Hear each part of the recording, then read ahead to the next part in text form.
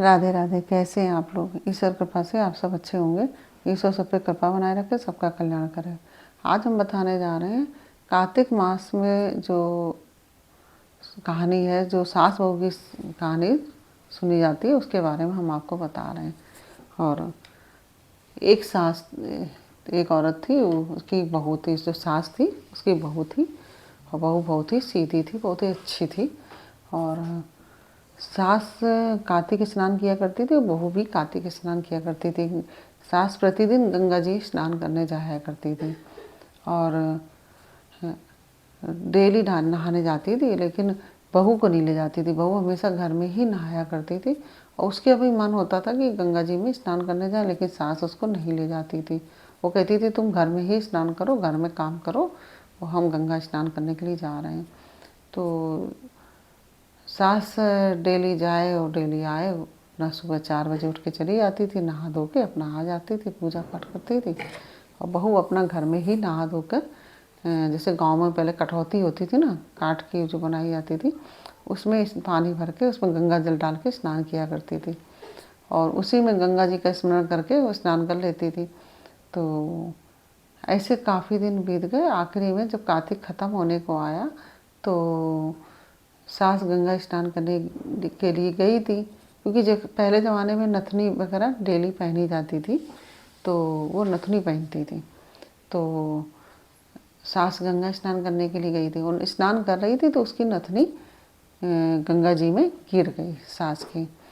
तो इधर बहू अपना स्नान कर रही थी और वही कटौती में जल भर के उसमें स्नान कर रही थी।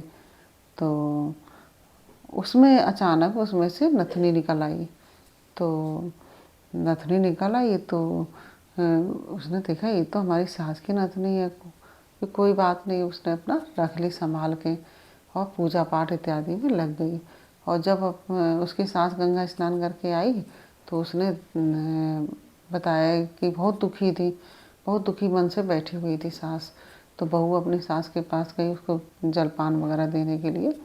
तो पूछा, सास से पूछा कि आप परेशान क्यों हो, क्या हो गया आपको?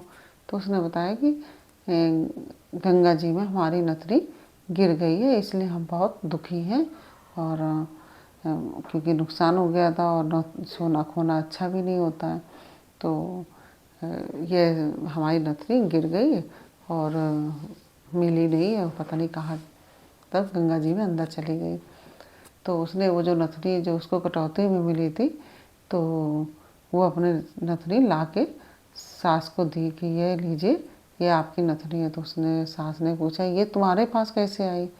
तो उसने बताया कि हम कटौती में गंगा जल डाल के प्रतिदिन, आप तो स्नान करने गंगा जी के लिए चली जाती हैं, लेकिन हम तो घर में ही कटौती में ही गंगा जल डाल के स्नान करते हैं और गंगा जी का आह्वान कर लेते हैं, उसी से स्नान करते हैं।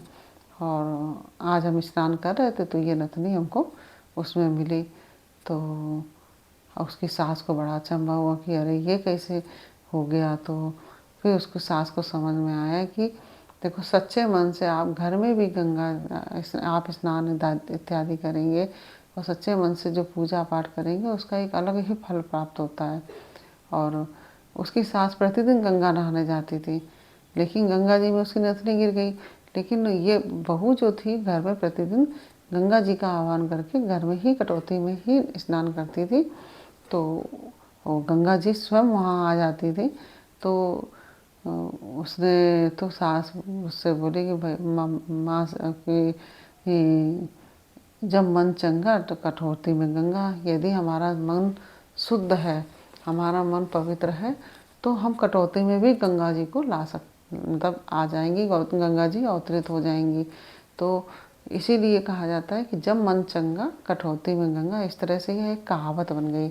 और फिर इसके बाद से वह सास अपनी बहू को प्रतिदिन गंगा स्नान करने के लिए ले जाने लगी और उसकी सच्ची भक्ति देखकर सास बहुत ही प्रसन्न हुई और अपनी बहू से क्षमा याचना करने लगी। और इस प्रकार से ये सास बहू दोनों अच्छे से रहने लगे और कार्तिक स्नान आदि करने लगे। कार्तिक स्नान के फल से ही इतने सच्चे मन से बहू स्नान करती थी, इसलिए उसको कटौती में ही गंगा जी प्राप्त हुई और उसने उससे ही पूजन वंदन आदि करके तुलसी जी की पूजा की, कार्तिक में स्नान किया। और जैसे भगवान उसकी सब रक्षा करे, उसको उसकी मनोकामना पूरी करे, ऐसे सबकी मनोकामना पूरी करना। और वैसे भी कहा जाता है भगवान श्रद्धा भाव के, भक्ति के भूखे हैं, श्रद्धा के भूखे, भगवान भाव के भूखे हैं। भगवान कोई बहुत कुछ नहीं चाहते हैं, लेकिन हाँ अगर हम श्रद्धा भक्ति से कोई काम कर रहे हैं तो वह भगवान को स्वीकार्य है। अगर हम दिखावे के लिए कर रहे हैं तो वह बात भगवान को स्वीकार नहीं है। इसलिए कहा जाता है जब मन चंगा तो कटौती में गंगा। इस प्रकार से यह कहानी पूर्ण हुई। आपको यह कहानी कैसी लगी ये हमें कमेंट बॉक्स में अवश्य बताइए। यदि अच्छी लगी हो तो वीडियो को लाइक शेयर अवश्य कर दीजिए, जिससे कि और भी लोग लाभान्वित हो सकें। और यदि आप हमारे चैनल पर नए आए हैं तो वीडियो को प्लीज़ हमारे चैनल को सब्सक्राइब अवश्य कर लीजिए और बेल आइकन बटन अवश्य दबा दीजिए, जिससे कि हमारे आने वाले सारे वीडियोस आपको प्राप्त हो सकें। और इस प्रकार से ये कहानी पूर्ण हुई और फिर मिलते हैं आपसे अगले वीडियो में एक नई जानकारी, एक नई कहानी के साथ। तब तक के लिए राधे राधे। जय गंगा मैया की, जय तुलसी मैया की।